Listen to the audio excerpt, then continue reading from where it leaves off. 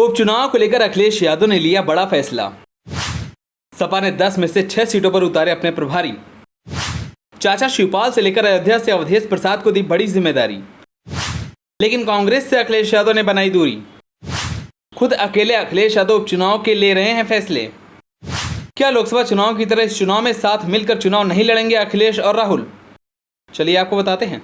UP में 10 सीटों पर होने वाले उपचुनाव के रण को जीतने के लिए समाजवादी पार्टी ने भी कमर कस ली है। सपा ने 6 सीटों पर प्रभारी घोषित किए। ये प्रभारी चुनाव की रणनीति और बूथ मैनेजमेंट का काम देखेंगे। सबसे ज्यादा जिन सीटों पर सपा प्रभारियों की चर्चा हो रही है वो अयोध्या की मिल्कीपुर, अम्बेडकर नगर की कटेहरी और प्रयागराज की फूलपुर सीट है। हालांकि एक चर्चा उन 4 सीटों को लेकर भी हो रही है जिन पर समाजवादी पार्टी ने प्रभारी घोषित नहीं किए। कहा जा रहा है कि जब सत्ताधारी पार्टी ने सभी 10 सीटों पर प्रभारी घोषित कर दिए तब सपा ने सिर्फ 6 सीटों पर ही प्रभारी नियुक्त क्यों किए हैं। यूपी में 10 सीटों पर उपचुनाव होने हैं। अखिलेश यादव ने 6 सीटों पर प्रभारी घोषित कर दिया है।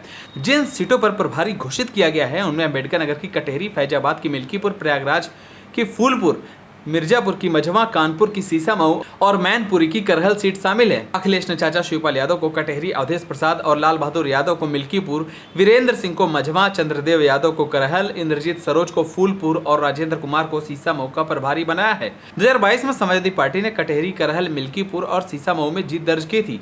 मझवा में निषाद पार्टी और फूलपुर में बीजेपी को जीत मिली थी। अखिलेश यादव ने जिन 4 सीटों पर प्रभारी घोषित नहीं किया है उनमें संभल की कुंदरकी, बिजनौर की मीरापुर, अलीगढ़ की खैर और गाजियाबाद की सदर सीट है। कुंदरकी को छोड़ दिया जाए तो बाकी के 3 सीटों पर 2022 में एनडीए के दलों को ही जीत मिली थी। इन सीटों पर सपा की तरफ से प्रभारी घोषित नहीं करना चर्चा का विषय बना हुआ है। ऐसे में आइए जानते हैं कि अखिलेश ने 6 सीटों के साथ यहां प्रभारी घोषित क्यों नहीं किए।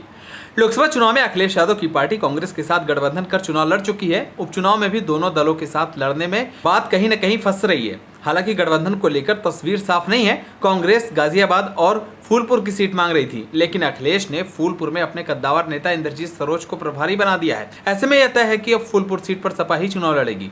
गाजियाबाद सदर सीट पर अखिलेश यादव ने प्रभारी नियुक्त नहीं किया है। कहा जा रहा है कि अगर बात बनती है तो यह सीट कांग्रेस को दी जा सकती है। 2024 में गाजियाबाद सीट कांग्रेस के खाते में गई थी। लोकसभा चुनाव में उत्तर प्रदेश में सपा ने बड़ी जीत दर्ज की, लेकिन गाजियाबाद और बिजनौर में सपा का परफॉर्मेंस ठीक नहीं था। बिजनौर में सपा के उम्मीदवार तो गाजियाबाद में कांग्रेस कैंडिडेट की हार हो गई। इन 2 लोकसभा के अधीन जिन सीटों पर विधानसभा के चुनाव होने हैं वहां भी इंडिया गठबंधन पिछड़ गई। बिजनौर की मीरापुर में आरएलडी और गाजियाबाद की सदर सीट पर बीजेपी आगे रही। ऐसे में कहा जा रहा है कि इन दोनों ही सीटों को फतह करने के लिए अब नए समीकरण की जरूरत होगी, जिसके कारण यहां प्रभारी घोषित होने में देरी हो रही है।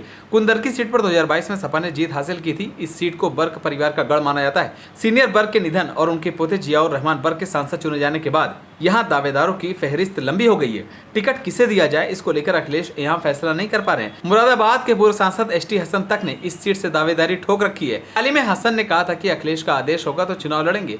यही हाल खैर सीट की है। लोकसभा चुनाव में अलीगढ़ से भले ही सपा के विजेंद्र सिंह हार गए हों, लेकिन खैर में पार्टी को बड़ी बढ़त मिली थी। अब इस सीट पर दावेदारों की लंबी लिस्ट हो गई है। दावेदारों के बिना गुत्थी सुलझाए यहां प्रभारी घोषित करना सपा के लिए टेंशन बढ़ाने वाला हो सकता है। 10 सीटों को बीजेपी के 5 बड़े नेताओं में बांटा गया है। मुख्यमंत्री योगी आदित्यनाथ के जिम्मे कटेहरी और मिल्कीपुर है। डिप्टी सीएम केशव प्रसाद मौर्य को फूलपुर और मझवा, दूसरे डिप्टी सीएम ब्रजेश पाठक को सीसामऊ और करहल सीट की कमान सौंपी गई है। पार्टी ने प्रदेश अध्यक्ष भूपेंद्र सिंह चौधरी को कुंदरकी और मीरापुर तो संगठन महामंत्री धर्मपाल सिंह को गाजियाबाद और खैर सीट की जिम्मेदारी दी है। इन 5 नेताओं के सहयोग के लिए मंत्रियों की भी ड्यूटी लगाई गई है। वहीं इस बार का उपचुनाव आने वाला 2027 के विधानसभा चुनाव से भी जोड़कर देखा जा रहा है। फिलहाल इस बार के चुनाव में सपा और बीजेपी के बीच जोरदार टक्कर देखने को मिल रही है। आप सभी को इस उपचुनाव को लेकर क्या राय है हमें कमेंट कर जरूर बताएं। अगर आप नए तो हमारे चैनल को सब्सक्राइब करें।